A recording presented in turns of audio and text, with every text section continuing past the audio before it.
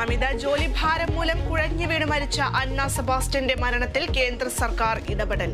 തൊഴിൽ ചൂഷണം ആരോപിക്കപ്പെട്ട കമ്പനിക്കെതിരെ അന്വേഷണം നടത്തുമെന്ന കേന്ദ്രമന്ത്രി ശോഭ കരന്ദലജെ. ഏണസ്റ്റ് ആൻഡ് യങ് കമ്പനിക്കെതിരെ അന്നയുടെ മാതാവ് അയച്ച കത്ത് ചർച്ചയാകുന്നു. അരിയിൽ ഷുക്കൂർ വധക്കേസിൽ CPIM നേതാക്കൾക്ക് തിരിച്ചടി. പി ജയരാജനും TV രാജേഷും വിചാരണ നേരിടണം. വിടുതൽ ഹർജികൾ CBI കോടതി തള്ളി. ഇരുവർക്കുമെതിരെ ചുമത്തിയത് ഗൂഢാലോചന കുറ്റം.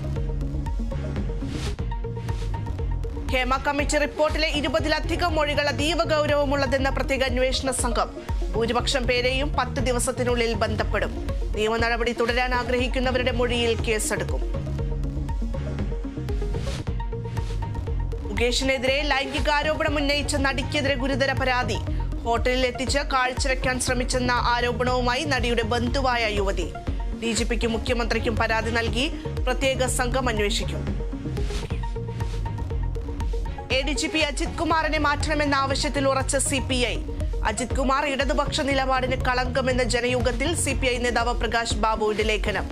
CPIയുടെ പ്രഖ്യാപിത നിലപാടെന്ന പ്രകാശ് ബാബു. MR അജിത് കുമാറിനെതിരായ പരാതികളിൽ അന്വേഷണം വേണ്ടെന്ന വിജിലൻസ്.